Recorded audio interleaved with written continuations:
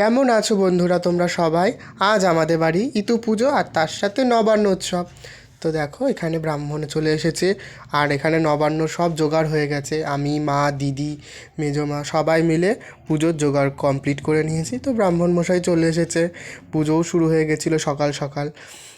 পুজো শেষে প্রসাদ গোছানো, তারপর বিকেল হতে হতেই ওই 4টের মধ্যে গঙ্গার ঘাটে পৌঁছে গিয়ে ইতুকে তো বিসর্জন দিতে হবে। আর সংক্রান্তি তিথি তারপরেই পড়ে যাচ্ছে পৌষ মাস, তাই আগে অঘ্রাণ মাসের সংক্রান্তিতেই তো ইতু বিসর্জন হয়।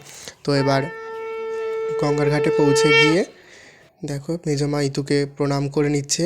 এই বছরের মতো মা তুমি বিদায় নাও, আসছে বছর আবার এসো, এই বলে ইতুকে দেখো কি সুন্দর জলে ভেসে গেল। তো দেখতেও ভীষণ ভালো লাগছে। আর রইলো তোমাদের জন্য কিছু ছবি, পুজোর কিছু মুহূর্তের ছবি তোমাদের সাথে শেয়ার করলাম। কেমন লাগলো ভিডিওটা জানিও, লাইক কমেন্ট শেয়ার সাবস্ক্রাইব করো। টাটা।